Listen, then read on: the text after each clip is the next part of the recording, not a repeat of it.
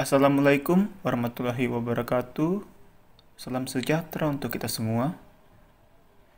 Saya Calvin Aditya Rapang dengan NIM 1801112 akan mempresentasikan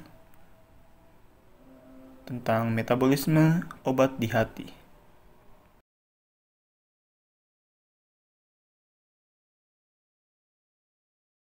Adapun anggota kelompok kami yaitu saya sendiri, Calvin Aditya Rapang, Andi Hasri Ainun, Dita Arianti, Farah Humaira, Yunita Sembah, Siti Nur Asisa, Hardiana, Nur Adelia Handayani, Sena Tandung, Trivena, Rikayani Natasha, Immanuel, Haryani Harum, dan Silviana.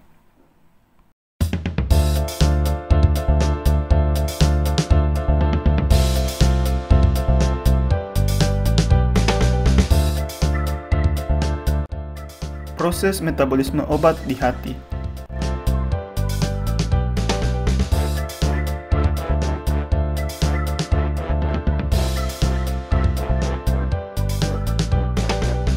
Definisi metabolisme.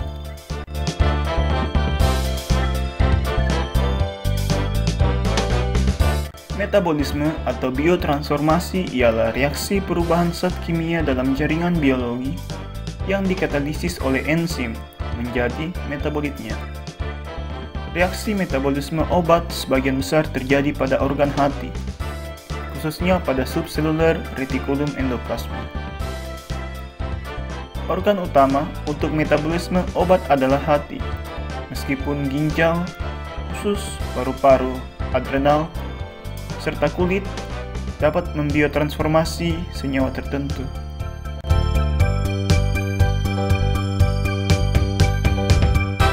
Saya Immanuel Rantit Adung, NIM 1801154.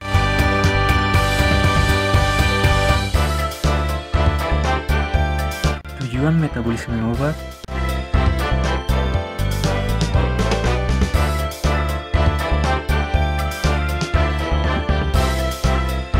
Tujuan metabolisme obat adalah mengubah obat yang non-polar atau larut lemak menjadi polar atau larut air, agar dapat degresi melalui ginjal atau empedu.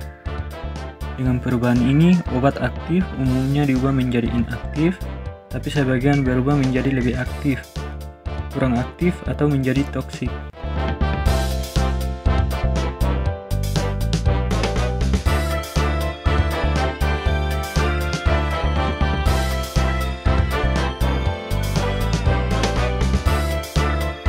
Baiklah, saya akan melanjutkan penjelasan dari teman saya. Sebelumnya, perkenalkan nama saya Andi Hasri Ainun dengan NIM 1801117. Sekarang kita masuk pada pembahasan metabolisme obat di hati.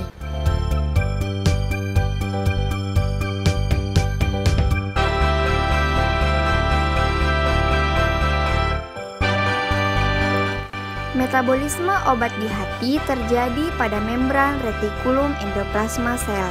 Retikulum endoplasma terdiri dari dua tipe yang berbeda, baik bentuk maupun fungsinya. Tipe 1 mempunyai permukaan membran yang kasar, terdiri dari ribosom-ribosom yang tersusun secara khas dan berfungsi mengatur susunan genetik asam amino yang diperlukan untuk sintesis protein. Dan untuk tipe 2 mempunyai permukaan membran yang halus dan tidak mengandung ribosom. Kedua tipe ini merupakan tempat enzim-enzim yang diperlukan untuk metabolisme obat.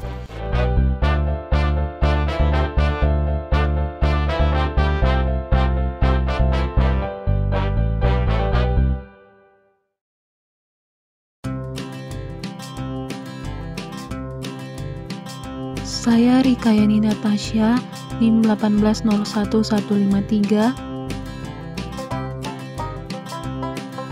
Saya Farah Humaira Lestaluhu, NIM 1801121.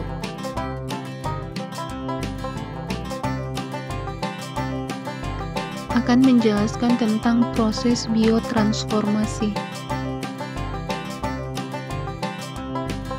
Yang pertama, molekul obat diubah menjadi lebih polar sehingga mudah diekskresi melalui ginjal. Yang kedua, pada umumnya obat menjadi inaktif sehingga proses biotransformasi sangat berperan dalam mengakhiri kerja obat. Saya akan melanjutkan penjelasan dari Rikayani Natasha, proses biotransformasi yang ketiga, yaitu ada obat yang metaboliknya sama aktif, lebih aktif atau lebih toksik. Yang keempat yaitu ada obat yang merupakan calon obat atau prodrug yang baru aktif setelah mengalami biotransformasi oleh enzim tertentu menjadi metabolit aktif yang selanjutnya akan mengalami biotransformasi lebih lanjut atau diekspresi sehingga kerjanya berakhir.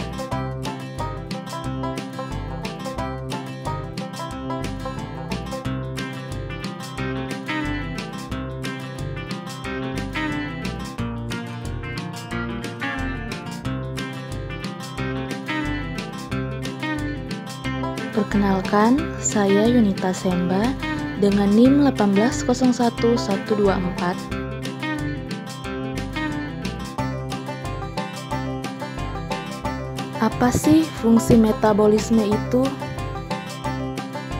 Yaitu, pertama, menyediakan energi bagi fungsi tubuh dan pemeliharaan. Yang kedua, memecah senyawa yang tercerna, misalnya katabolisme, menjadi senyawa yang lebih sederhana, dan biosintesis molekul yang lebih kompleks, misalnya anabolisme, biasanya memerlukan energi. Yang ketiga, mengubah senyawa asing atau obat menjadi lebih polar, larut air, dan terionasi sehingga lebih mudah diekskresi.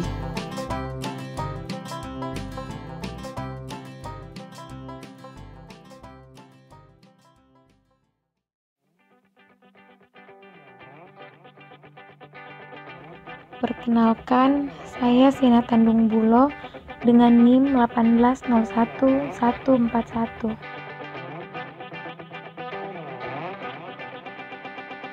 Di sini saya akan menjelaskan tentang metabolisme obat mempunyai efek penting, yaitu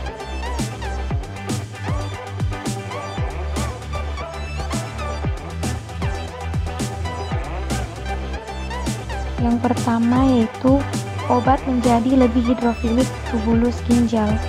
Seperti yang kita ketahui, pada dasarnya hidrofilik itu terdiri dari dua kata. Hidro adalah air, sedangkan filik adalah suka. Jadi hidrofilik merupakan suatu senyawa yang berikatan dengan air. Pada tubulus ginjal terjadi penyaringan air.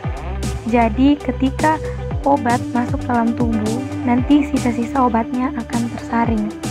Kemudian yang kedua, metabolit umumnya kurang aktif daripada obat asalnya. Akan tetapi, tidak selalu seperti itu. Terkadang, metabolit sama aktifnya atau lebih aktif daripada obat asli. Terima kasih.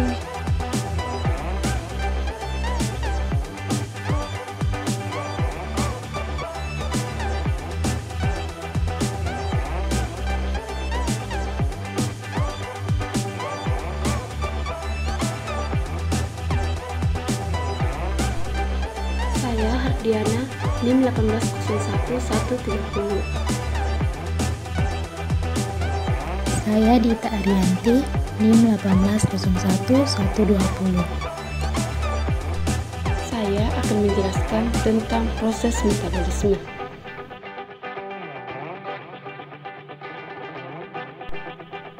Reaksi metabolisme obat dan senyawa organik asing ada dua tahap atau ada dua fase, yaitu fase 1 atau reaksi fosilisasi dan fase 2 atau reaksi konjugasi.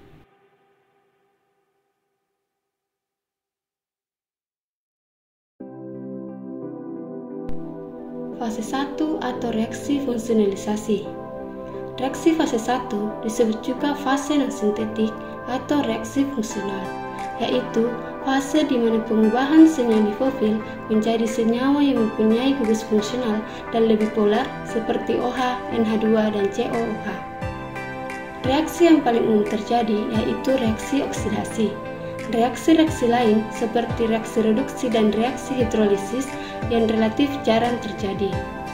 Oksidasi merupakan reaksi yang paling umum terjadi, dan reaksi ini dikatalisis oleh suatu kelas enzim yang penting yang disebut dengan oksidasi dengan fungsi campuran.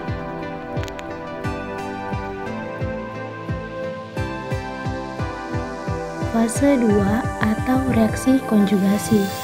Reaksi fase 2 terjadi pada hati dan melibatkan konjugasi suatu obat atau metabolit fase 1 dengan zat endogen. Konjugasi yang dihasilkan hampir selalu kurang aktif dan merupakan molekul polar yang mudah diekskresi oleh ginjal. Reaksi metabolisme fase 2 merupakan detoksifikasi. Contoh metabolisme obat fase 2 adalah reaksi konjugasi sulfat, konjugasi glukuronat, dan konjugasi merkapturat.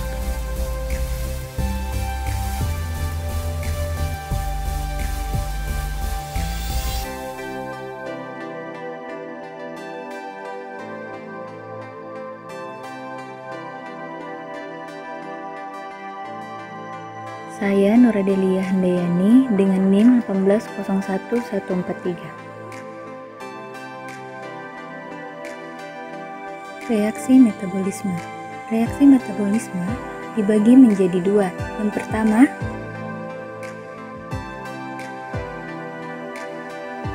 reaksi perombakan.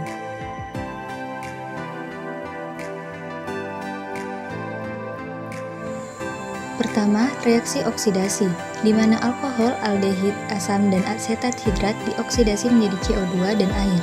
Sistem oksidatif terpenting dalam hati adalah sitokrom P450 yang bertanggung jawab terhadap banyaknya reaksi perombakan oksidatif.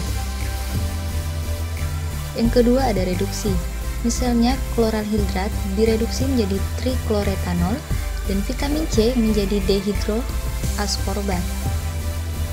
Dan yang ketiga atau yang terakhir ada hidrolisasi, di mana molekul obat mengikat suatu molekul air dan pecah menjadi dua bagian, misalnya penyambunan ester oleh esterase.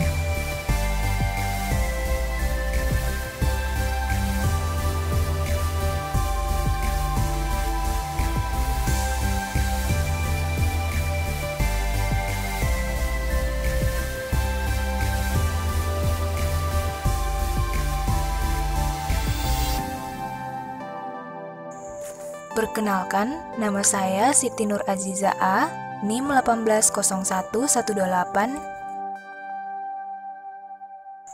Reaksi metabolisme yang kedua yaitu reaksi penggabungan atau konjugasi.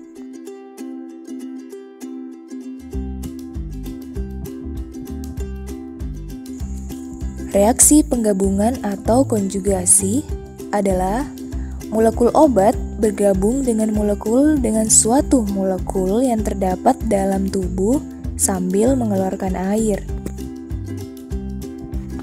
Misalnya, yang pertama ada asetilasi. Asam cuka mengikat gugus amino yang tak dapat dioksidasi. Yang kedua ada sulfatasi. Asam sulfat mengikat gugus hidroksilfenolik menjadi ester. Yang ketiga ada glukuronidasi. Asam glukuronat membentuk glukuronida dengan cara mengikat gugus hidroksil. Yang keempat ada metilasi. Molekul obat bergabung dengan gugus metil, misalnya ikotinamid dengan adrenalin menjadi derivat metilnya.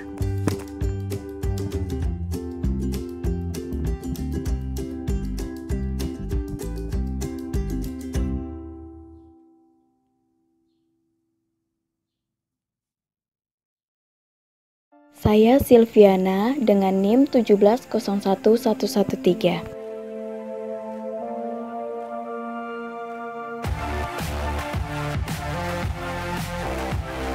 Faktor yang mempengaruhi metabolisme.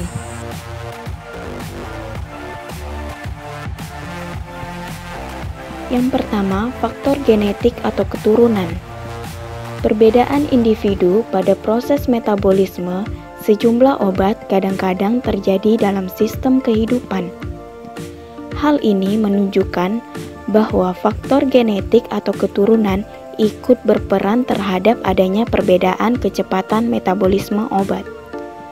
Yang kedua, perbedaan spesies dan galur.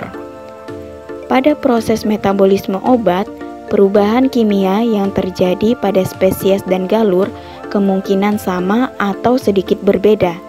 Tetapi, kadang-kadang ada perbedaan yang cukup besar pada reaksi metabolismenya.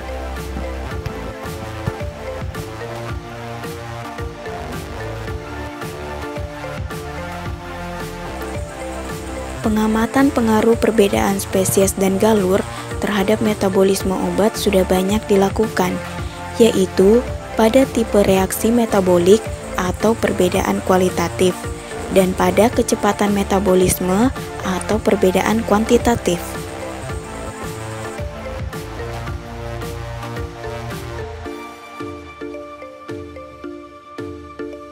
Saya Haryani Harum, NIM 1801159. Faktor yang mempengaruhi metabolisme yang ketiga yaitu perbedaan jenis kelamin, dan yang keempat perbedaan umur.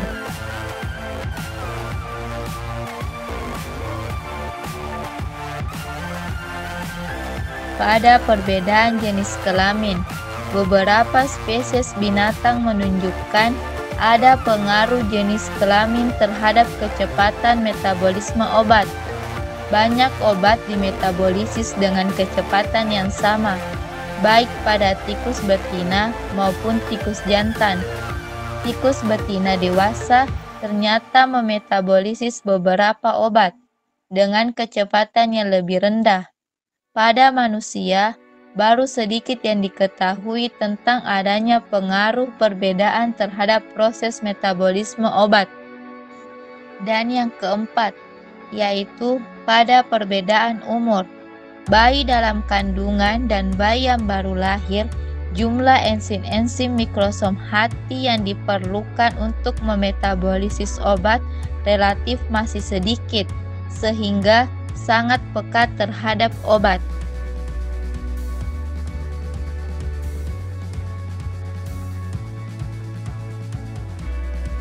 Saya Tirvena Tirsabayung dengan NIM 1801151.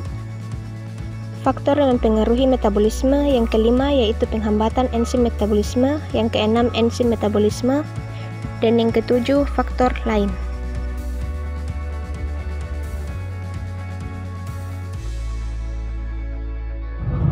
Penghambatan enzim metabolisme. Kadang-kadang pemberian terlebih dahulu atau secara bersama-sama suatu senyawa yang menghambat kerja enzim metabolisme dapat meningkatkan intensitas efek obat, memperpanjang masa kerja obat, dan kemungkinan juga meningkatkan efek samping dan toksisitas.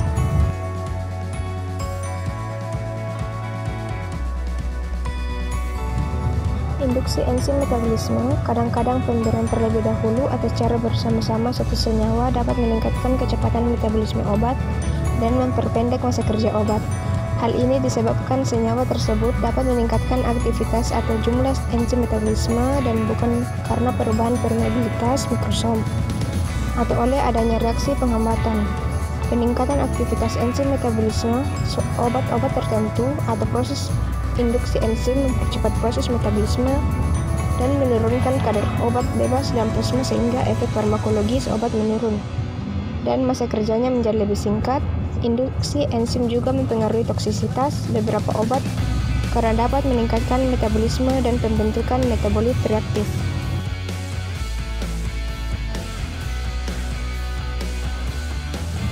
Faktor lain yang dapat mempengaruhi metabolisme obat adalah diet, makanan, keadaan kurang gizi, gangguan keseimbangan hormon, kehamilan, pengikatan obat oleh protein plasma, distribusi obat dalam jaringan, dan keadaan patologis hati.